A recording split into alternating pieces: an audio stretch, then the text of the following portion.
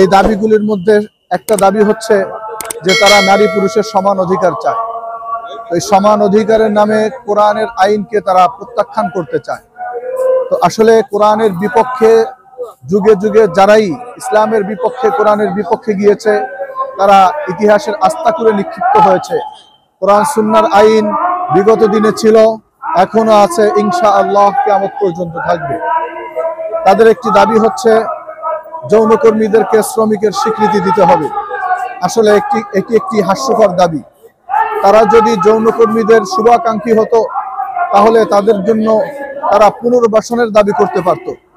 যেমনিভাবে আমরা রাস্তা দিয়ে চলতে গেলে যদি কোথাও দেখি যে একটা গাড়ি খাদের মধ্যে পড়ে গেছে, গাড়ির মধ্যে অনেক যাত্রী আছে, আহত অবস্থায় পড়ে আছে, একজন মানুষ হিসেবে আমাদের মানবিক দায়িত্ব হলো আমাদের ওই জায়গা থেকে ওই মানুষদেরকে উদ্ধার করে তাদের জন্য নিরাপদ চিকিৎসার ব্যবস্থা করা, নিরাপদ আশ্রয়স্থলে তাদেরকে রাখা। কিন্তু এখন যদি কোনো মানুষ এমন করে যে তারা যেখানে আছে এই গর্তের মধ্যে আছে, গর্তের মধ্যে স্বীকৃতি দেওয়া হোক, এটা একটা হাস্যকর দাবি হতে পারে।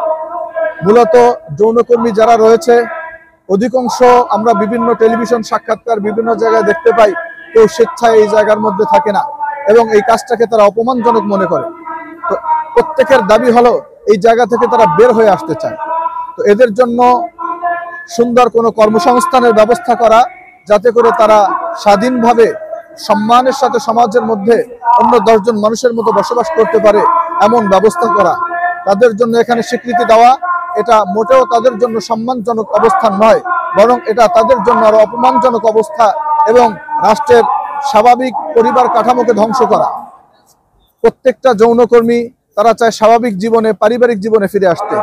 এখানে যে প্রতিদিন বাংলাদেশের যত যৌনপল্লী রয়েছে, প্রত্যেক জায়গার মধ্যে অসংখ্য অগণিত জেনা হচ্ছে, আর যেই জমিনের মধ্যে জেনা ব্যভিচার ব্যাপক হয়ে যায়, আল্লাহর গজব সেই জমিনের মধ্যে ত্বরান্বিত হয়।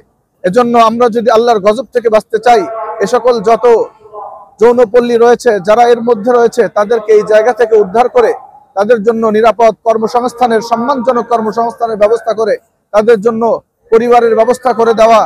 বাংলাদেশে অনেক মানুষ আছে তাদেরকে নিয়ে ঘর সংসার করতে চায়, স্বাভাবিক জীবনে ফিরতে চায়। এরকম যারা চায় তাদের জন্য বিকল্প ব্যবস্থা করে দেওয়া, সম্মানজনক জীবিকার ব্যবস্থা করে দেওয়া।